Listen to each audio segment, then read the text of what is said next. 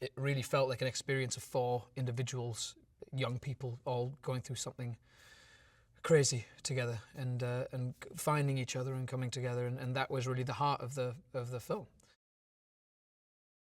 Ben Grimm is a kind of atypical American teenager. I think he's someone who, you know, is in that point of his life where he doesn't know what he's going to do next. He's kind of about to finish high school. He doesn't have a lot of prospects. He's very average, I would say. He's as average as they come. I think the one thing that makes him stand out, I think, is that he's very protective. He's very protective of himself. He's very protective of his friends. A lot of this film has themes to do with parents and lack thereof of parents, or people becoming orphans, or redefining the idea of family. I think by the end of it, they all kind of are their own family. America's first family. So, yeah, Ben Grimm is Reed Richards' parent. He's his father. He's his protector. He's the guardian. He's the one that looks out for him. You know, he's also the one that, even if he doesn't necessarily understand all of his scientific analogies or his vocabulary, which a lot of it would go over Ben's head anyway, he at least understands what he's trying to do or who he's trying to be, and he connects with him.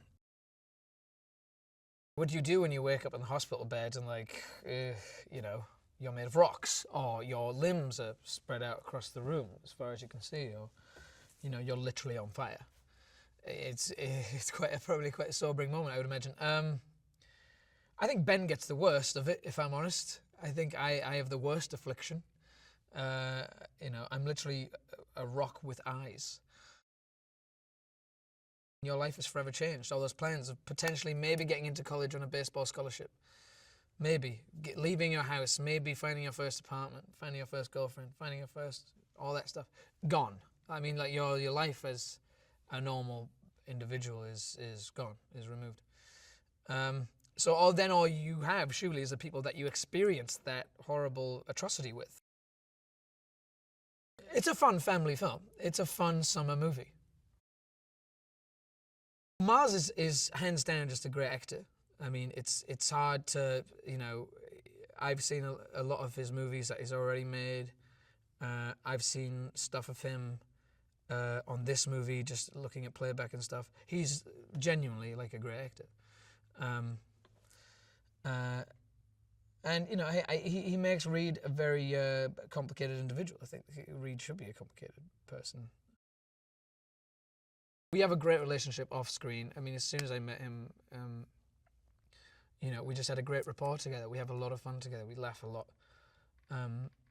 You know, and I think that hopefully will come through in the movie, that these guys are childhood friends, and even though now there's this gap and this divide and this distance because of what's happened to them, they're still friends at heart. You know,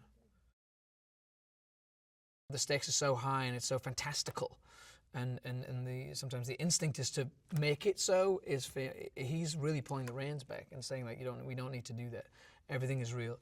And seriously, every single set that I've been on this movie, you know, from the Baxter corridors, or, you know, to his dorm room, or to the Quantum Gate, or, you know, wherever it is, there's always a sense of, like, this is a real place. This really exists. It's very different, I think, when people see this film. That, you know, they're going to come out of the theater and say, you have to see Fantastic Four. And people are going to say, why? I said, you just have to see it.